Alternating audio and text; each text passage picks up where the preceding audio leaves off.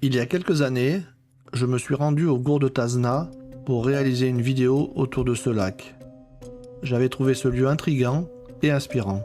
À l'époque, je ne suis pas allé plus loin, mais depuis quelques temps, je suis tombé sur des légendes autour de ce lac et c'est là que j'ai commencé à faire des recherches. Parfois, à un certain moment de la nuit, des formes étranges remonteraient des profondeurs. D'autres prétendent qu'à la Toussaint, avec le chant des coqs, on entend à minuit monter du fond des eaux le son des cloches de la ville engloutie. Je vais vous faire découvrir ce lac en passant par son histoire, sa géologie et bien sûr ses légendes.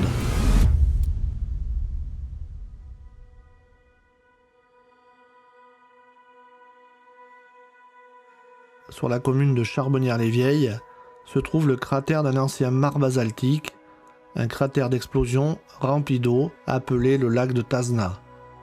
Il est le premier et le plus au nord de la chaîne des puits qui en compte près de 60. Longtemps considéré comme sans fond et en forme d'entonnoir, entraînant vers les entrailles de la terre les malheureux qui s'approchaient trop près de l'œil central. C'est vrai que quand on se rapproche des abords du lac, on voit cette eau qui est transparente et bleue turquoise avec les rochers. Et on voit que ça tombe vraiment à pic, à quelques mètres du bord. Et c'est là qu'on comprend qu'on est sur un ancien volcan, un site volcanique. La profondeur de ce gour Tazna est estimée à environ 65 mètres de profondeur. Donc au centre du gour, on doit avoir 65 mètres de profondeur environ. Plus environ 14 mètres de vase d'accumulation pour un diamètre du lac de 700 mètres. Son fond est en réalité en forme de cuvette et il est né il y a plus de 30 000 ans. Un petit ruisseau, le Rochegude, l'alimente avant de se jeter dans la Morge, ainsi que des sources et des eaux de ruissellement. Les pêcheurs se réjouissent des carpes et des brochets de belle taille, des perches, des gardons, ainsi que des truites et autres poissons blancs. Si vous restez assis quelques instants au bord du lac, vous pouvez admirer l'eau aux ondes frémissantes dont le reflet des bois sur l'autre rive et qui forment des ombres éphémères. On y retrouve une tour de garde qui daterait de la fin du XVIIIe siècle et qui devait appartenir à une très belle demeure du village de Rochegude.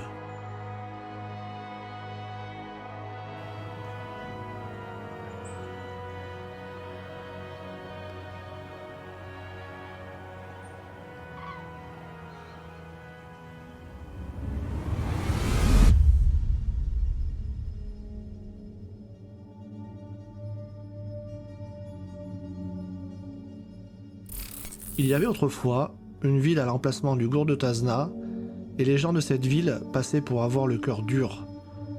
Jésus, se déguisant en pauvre, et vint y demander l'aumône.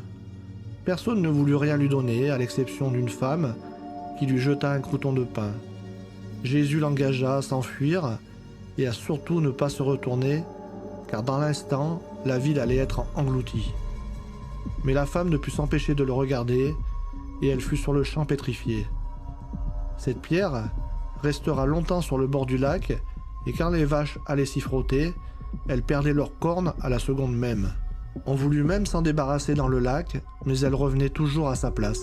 On alla alors la noyer au milieu même du gour. On entendit un gémissement, et la pierre ne réapparaît plus. Les gens prétendent qu'à la Toussaint, avec le chant des coqs, on entend à minuit monter du fond des eaux le son des cloches de la ville engloutie. D'autres affirment que ces prodiges ont eu lieu la nuit de Noël et qu'on y entend les sonneries de la messe. Il y aurait près des roches Servières, parfois, à un certain moment de la nuit, des formes étranges qui remonteraient des profondeurs. Il s'agirait de 3 grands chefs gaulois qui viendraient renouveler leur serment.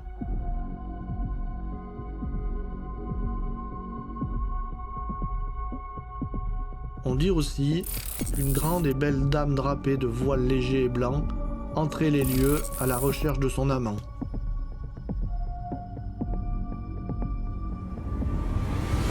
Alors c'est vrai que ces légendes, elles peuvent faire flipper un petit peu, mais bon, c'est que des légendes. Et moi, ça fait plusieurs heures que je suis là, autour du lac, et j'ai vu la couleur du gour changer. Donc il était un peu plus sombre ce matin, c'est normal, le soleil se lève. Mais vous venez avec une ambiance d'hiver, avec un peu de brume qui remonte du gour. Là, vraiment, les légendes, elles peuvent être vraiment flippantes. Alors venez le découvrir avec de la brume, pourquoi pas, pour essayer de vous imprégner un petit peu de ces légendes. L'écrivain Guy de Maupassant le décrivit dans plusieurs de ses romans à l'occasion de ce nombreux séjour de curiste à Châtel-Guyon, où il résidait au château de Rochegude, tout près du lac, vers 1880. Guy de Maupassant a écrit 6 romans et surtout 300 contes et nouvelles dans lesquels il peint le monde et la société en paysagiste, en portraitiste. L'écriture d'une étonnante clarté traduit une observation fine et implacable. L'écrivain a beaucoup voyagé. Il a visité l'Algérie, la Tunisie, l'Italie, la Sicile, l'Angleterre et bien sûr l'Auvergne. On apprend en lisant Berthe, publié en 1884, que Maupassant a fait connaissance avec l'Auvergne et Châtel-Guyon en 1876. Voici quelques extraits. La côte inclinée et haute enferme le lac immobile, luisant et rond comme une pièce d'argent. Le soleil y verse en pluie sa lumière chaude et le long des roches, la chair blonde glisse dans l'onde presque invisible où les nageuses semblent suspendues. Sur le sable du fond, on voit passer l'ombre de leur mouvement.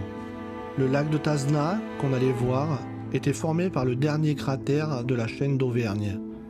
Après 3 heures de route, Paul dit soudain « Tenez des laves, des roches bruns, bizarrement tordues, crevassaient le sol au bord de la route.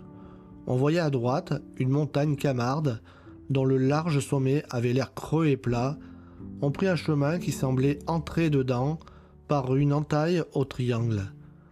Et Christiane, qui s'était levée, découvrit tout à coup un vaste et profond cratère, un beau lac frais et rond, et cette eau calme, plate et luisante comme un métal, reflétait les arbres d'un côté, de l'autre la côte aride avec une netteté si parfaite qu'on ne distinguait point les bords et qu'on voyait seulement dans cet immense entonnoir où se mirait au centre le ciel bleu, un trou clair et sans fond et qui semblait traverser la terre percée de part en part jusqu'à l'autre firmament.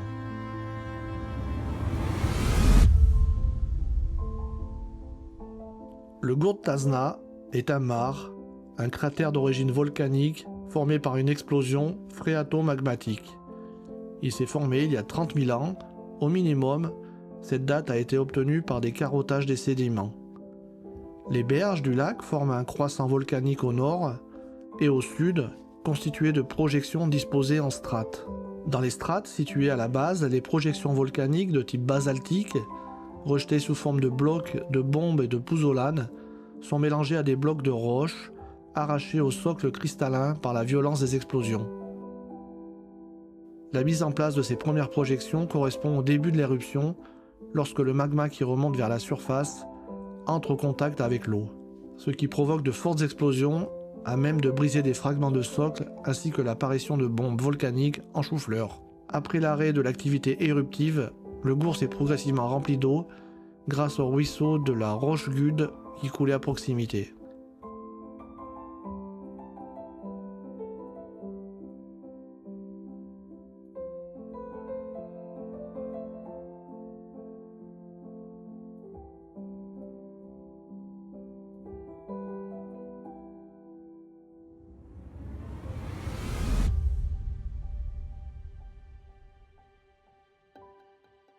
« 7 km de découverte.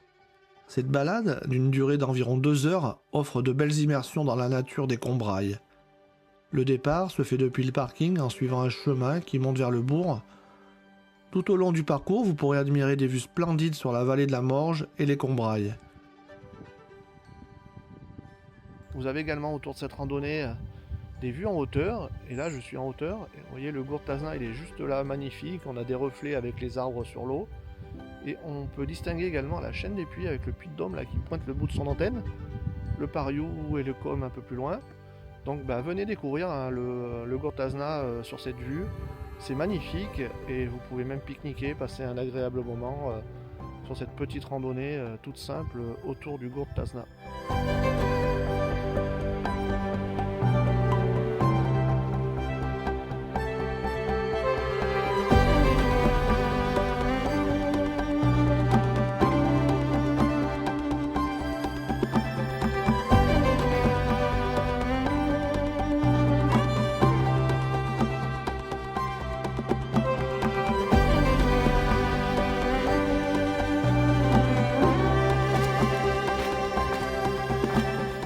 autre point de vue, là je me trouve juste en dessous du puits Chalard où j'étais tout à l'heure un peu plus en hauteur.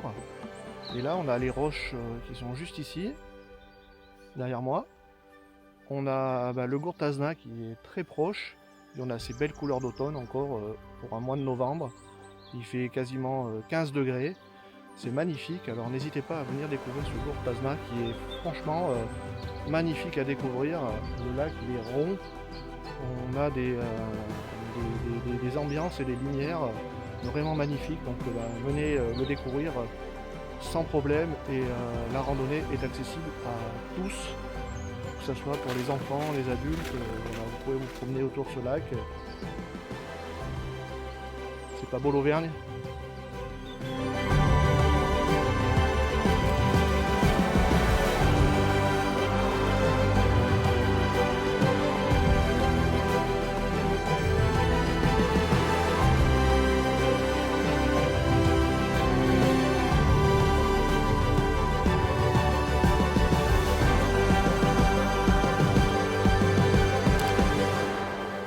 Voilà, cette vidéo est terminée, j'espère qu'elle vous a plu.